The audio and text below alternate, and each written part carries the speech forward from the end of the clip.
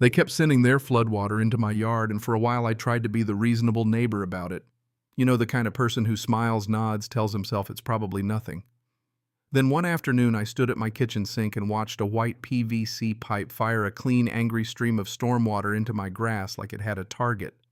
And I realized, oh, okay, so this isn't weather, this is a choice. I live in a quiet subdivision outside Cedar Ridge, North Carolina. The kind of place where folks wave as they drive by, but they don't really know you, not deeply, not the way they act like they do at HOA meetings. My wife Claire and I bought our house 12 years ago, back when our twins were still in elementary school. And the biggest drama in our lives was whether someone remembered to pack the lunchbox that didn't smell like old bananas. The backyard is what sold us. It slopes gently away from the house, just enough that water normally does what water's supposed to do, spread out, soak and mind its own business. We've got this big red maple off to the right, the kind that throws shade like a blessing in July. There's room for a grill, a little dog run, and that soft, decent grass you can walk barefoot on without stepping on gravel or anthills or anything that makes you regret your whole afternoon. And look, summers here are dramatic. If you've ever lived in the South, you know what I mean. Storms roll in like they've got something personal to prove.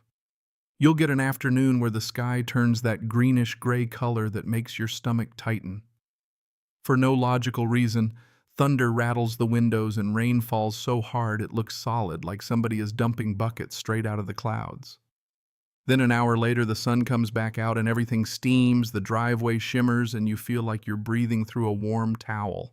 It's just part of life here. You deal with it. So when the first puddle showed up late May after one of those gully washer storms, I didn't make a big thing out of it. I remember it clearly because I was at the kitchen sink, same spot I always end up when something in my life starts to go sideways. Drying a plate, staring out the window, watching the backyard like it was a TV I didn't even want on. I noticed a wide patch of water near the back fence. Nothing crazy, just a shallow sheet reflecting the clouds like a little mirror laid flat in the grass. I told myself the ground was saturated. We'd had 3 storms that week. It dried up the next day, so I let it go. Second storm, same spot, only bigger.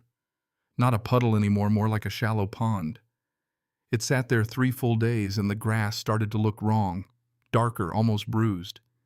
When I walked over it, my boots sank about half an inch and made that squelching sound. Nobody likes the sound that tells you something is rotting under the surface. That's when I started paying attention. Behind our property, the house on the other side of the fence had just been renovated. New owners, a young couple, early 30s maybe. The guy's name was Brandon. I'd met him once when they moved in, firm handshake, clean truck, the kind of guy who talks about resale value like it's a hobby. They redid everything. Fresh concrete patio, neat geometric landscaping, brand new gutters that gleamed when the sun hit them. It looked sharp. I'll give them that. It had that we watched a bunch of home improvement videos and now we're experts vibe. And then there was the pipe. It stuck out from the back wall of their house, white PVC, maybe 4 inches wide, angled slightly downward, pointed straight at my yard. It wasn't subtle. It looked like a small cannon bolted to their foundation. The first time I noticed it, I actually tried to talk myself out of what my eyes were seeing. I figured it was temporary. Maybe the contractor hadn't buried it yet. Maybe it was part of an unfinished drainage system. I'm not the type to jump straight to the worst conclusion, especially when you share a fence line. You try to give people the benefit of the doubt, because once you lose that, you're basically living in a cold war with lawn chairs. Then the next storm came. I happened to be home that afternoon. The sky cracked open and rain hammered down in sheets. And there I was again at the kitchen window, towel in my hand, watching the backyard like I couldn't help myself. That's when I saw it. Water poured off their new concrete patio like a waterfall. It rushed toward the back corner, disappeared into that white pipe, and then blasted out in a concentrated stream straight into my lawn. Not a gentle trickle. A steady, forceful jet. It carved a shallow channel in my grass within minutes, like somebody had taken a pressure washer to my yard and decided I didn't deserve topsoil. I just stood there frozen, feeling something shift in my chest, this quiet little click like a lock turning. Their yard stayed dry. Perfectly usable.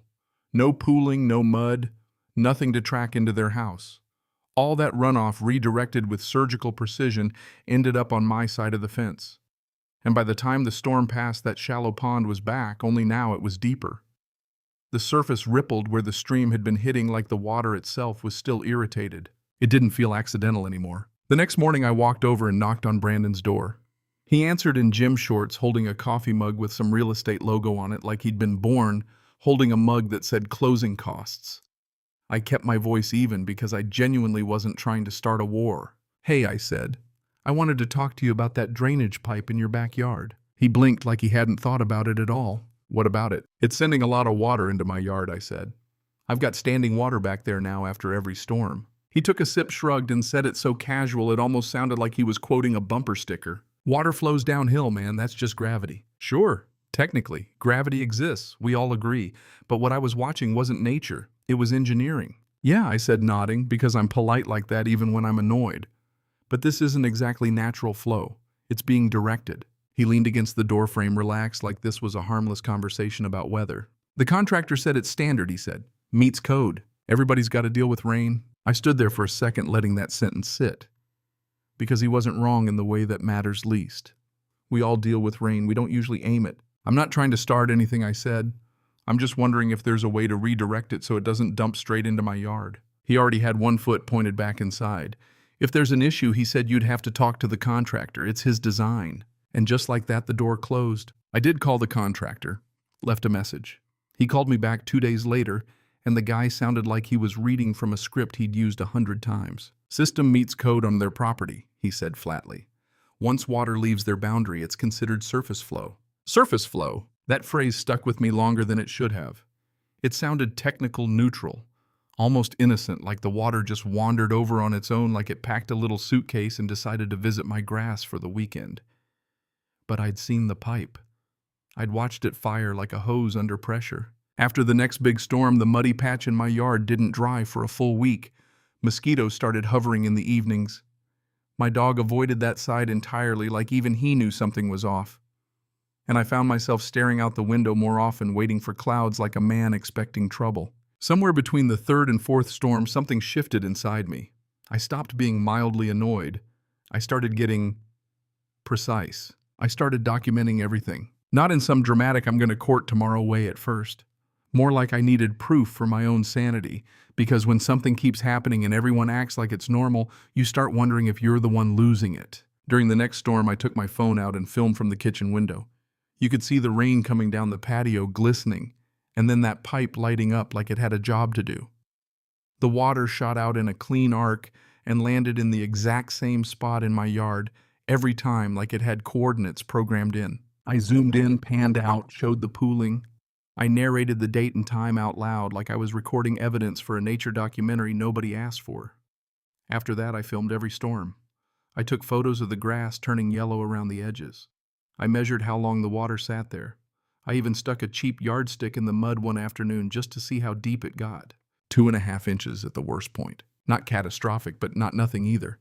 Enough to ruin that part of the lawn. Enough to turn my backyard into a little mosquito spa. Claire noticed what I was doing one evening. I was replaying a clip, and she leaned against the counter, arms folded, watching the screen and then watching me like she was trying to figure out which one of us was more tired. "You building a case?" she asked. "I don't know yet," I said. "I just want to understand what's happening." She looked out the window toward the fence, quiet for a second. Then she said something that hit harder than any legal wording. "It's not what's happening," she said. "It's that he doesn't care." And she was right. Brandon and I weren't enemies. We weren't friends either. Just neighbors who nodded when taking out trash.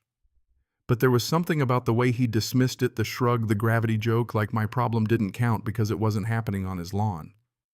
Like inconvenience becomes invisible the second it crosses a property line. That night after dinner, I pulled up the county website and searched stormwater drainage regulations for Cedar Ridge. It took some digging. County sites always feel like they were designed to punish you for being curious, but I found it.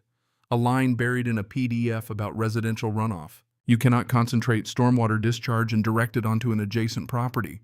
Diffuse flow is permitted. Directed discharge is not. I read that sentence 3 times.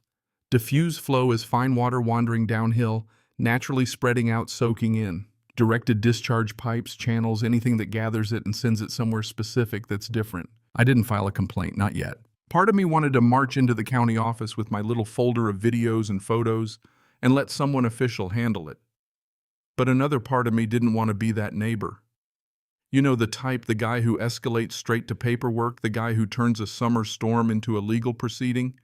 I kept thinking there had to be a way to handle it without turning the street into a courtroom. Around that time, the HOA sent out one of their friendly reminder emails about lawn maintenance and exterior improvements requiring approval. Brandon had just finished his renovation, and I remember overhearing him one Saturday arguing on the phone in his driveway. They approved the patio, he said loud enough for half the street to hear. They approved the drainage plan. That word stuck in the air. Plan. So this wasn't an accident, it wasn't unfinished. It was deliberate, signed off, stamped, and smiled at by someone with a clipboard. The more I watched the water, the more I noticed the slope of our properties. My yard dips toward the back fence we share. His yard sits just slightly lower beyond that fence, especially toward the left corner near his unfinished side yard. It's subtle. You don't see it unless you're looking.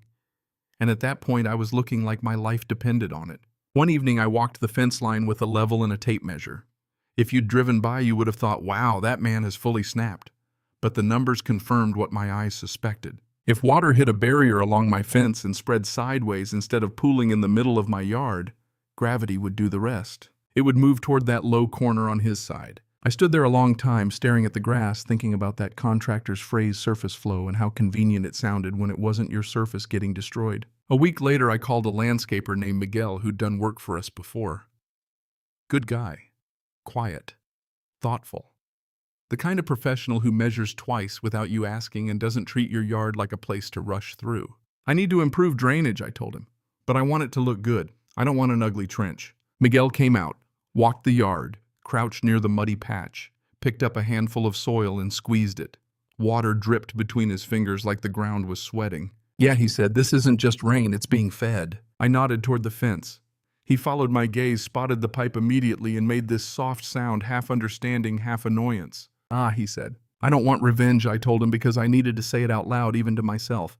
I just want my yard back. Miguel thought for a minute, then sketched an idea right there in the dirt with a stick. A shallow berm along the back fence line. Nothing dramatic, maybe a foot high at its peak, shaped like a raised garden bed with stone edging and hardy plants on top, so it looked intentional, like something you'd build because you enjoy gardening, not because you're trying to stop your neighbor's pipe cannon. Behind the stone compacted soil and a gravel core designed to absorb and redirect water. It would stop the direct impact. And if the slope was what he thought it was, the water would travel sideways. Toward where I asked, even though my stomach already knew. Miguel glanced up at me, reading the unspoken part, then looked back at the fence line. Toward wherever gravity takes it, he said. We both knew where that was. When the HOA form came in, asking about the improvement, I described it as erosion control and aesthetic enhancement, which was true, every word of it.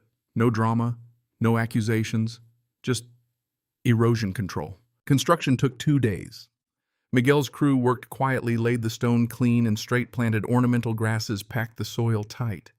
When they were done, it looked like it had always been there, a tasteful raised bed running along the fence filled with dark mulch and sturdy plants. But behind that pretty stone was a ridge, solid and packed like a boundary you could finally trust. The next storm rolled in 3 days later. I stood at the same kitchen window, arms folded, not pretending I wasn't waiting. Rain came down, patio flooded, pipe engaged. The water blasted out like always, confident, focused. It hit the berm and flattened instantly, spreading sideways instead of digging into my lawn. For a moment it just shimmered there, like it was confused, like it couldn't believe the usual path of least resistance was closed. Then it started sliding along the base of the stone, searching for the lowest point. And then it found it. Slowly, steadily, the redirected stream traveled along the fence line, disappearing around the corner toward Brandon's unfinished side yard. I didn't cheer, I didn't smile, I just watched. And the muddy patch in my yard never formed. 2 storms later, there was a knock at my door. I knew who it was before I even opened it. I opened the door, and there stood Brandon. No coffee mug this time, no relaxed lean against the frame.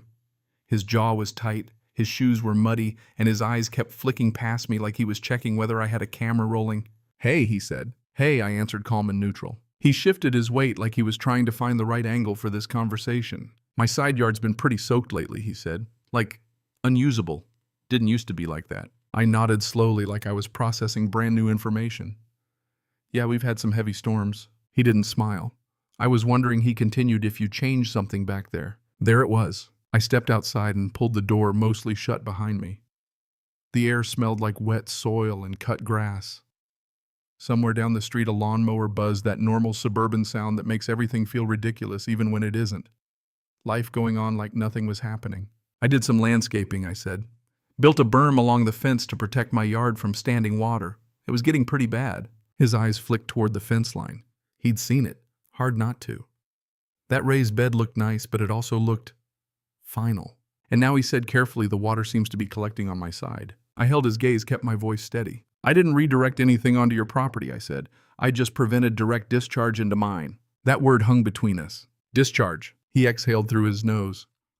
Look, I'm not trying to fight, he said, but my side yard's turning into a swamp. And I almost laughed, not because it was funny exactly, but because of the symmetry. Because that sentence was my whole summer.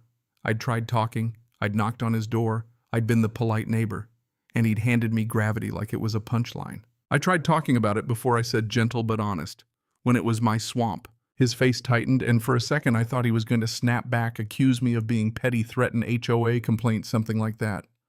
But instead he looked tired. Like he was finally feeling what it's like when a problem doesn't go away just because you ignore it. The contractor said it was fine, he muttered. Said it met code. I nodded. Yeah, I said. And once it leaves your property, he calls it surface flow. I watched recognition dawn in his eyes. He remembered the phrase. He remembered how it sounded when it wasn't his problem. There was a long pause where the only sound was that distant mower and a bird calling like it didn't care about any of this. Okay, he said finally, so what would fix it? And that question mattered. It wasn't sarcastic. It wasn't combative. It was practical. It was a man standing in his muddy shoes realizing he'd been living on borrowed dryness. A proper soakaway, I said. A dry well. Something that absorbs runoff on your side instead of concentrating it through a pipe. He ran a hand through his hair. That's going to cost money. I didn't respond because, yeah, it would. And part of me wanted to say welcome to consequences. But I didn't. Because I wasn't trying to win a shouting match. I just wanted my yard back. For a moment, we just stood there in that humid air, two grown men staring at a fence that had become way more symbolic than it had any right to be. I wasn't trying to screw you over, he said, finally quieter now. And here's the surprising part, I believed him. I don't think you were, I said. I think you were trying to keep your yard dry. He gave a small, reluctant nod. That was the truth of it. He'd invested in that patio, that landscaping, that clean, modern backyard. He wanted it usable. Perfect. And when the contractor offered an easy solution, he took it out of sight, out of mind. The problem was, I was the out of sight. A week later, a crew showed up at his house. Different company this time. They dug a trench from the pipe outlet down into his yard, installed an underground extension, and built a gravel pit system designed to slowly disperse water into the soil. I watched from a distance, not gloating, not intervening, just observing the correction, like you watch a bruise fade after someone finally stops bumping the same spot. The next storm came on a Thursday evening. I felt that familiar tension as the sky darkened, like waiting for a test result you already suspect will be bad. Rain slammed down, gutters roared, and I stood at my window again because of course I did. It had become routine. It had become this weird ritual, me, the sink, the storm, the fence line. Water rushed off his patio, entered the pipe, and then it disappeared underground on his side. No jet, no impact crater. No muddy bloom spreading across my grass like a stain. When the rain slowed, I walked outside. My lawn was wet, sure, but evenly wet, normal rain wet. No pond, no swamp. The back corner of my yard looked like it belonged to me again, and I didn't realize how tense I'd been until I felt my shoulders drop. A few days later, Brandon waved when I was bringing in the trash cans. Not the stiff, forced wave from before, something more human. Drainage seems better, he called out. Yeah, I said. Looks like it. There was an awkward beat, the kind neighbors live in, where you can either pretend nothing happened or you can acknowledge the obvious. Should have handled it differently from the start, he added. I shrugged. We both learned something, and that was that. But here's the part that still sits with me, the part that follows me back to that kitchen sink every time thunder starts shaking the windows. I never filed a complaint. I never threatened legal action. I never yelled. What I did do was protect my own space within the rules that already existed. I forced the issue not by attacking him, but by removing my willingness to absorb the consequences of his convenience. There's a strange clarity that comes from watching water. It always follows the path of least resistance. If you leave yourself open, it'll flow right through you, not maliciously, not because it hates you, just because it can. And neighborhoods, workplaces, families, they're kind of the same. People don't always mean harm. Sometimes they're just trying to keep their own feet dry. But if the system lets them push the mess downhill, they might not look too closely at where it lands. They'll call it surface flow and sleep just fine because technically they didn't do anything wrong. Except they did. Building that berm wasn't revenge, it was a boundary.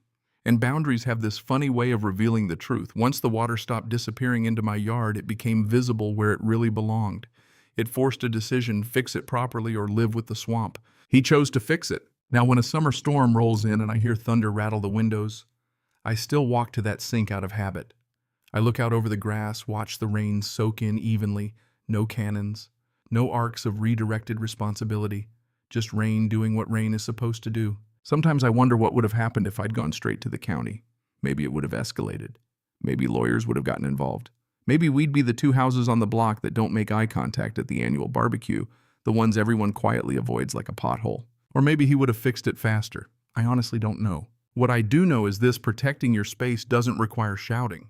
It requires clarity, patience, and sometimes a little strategic landscaping.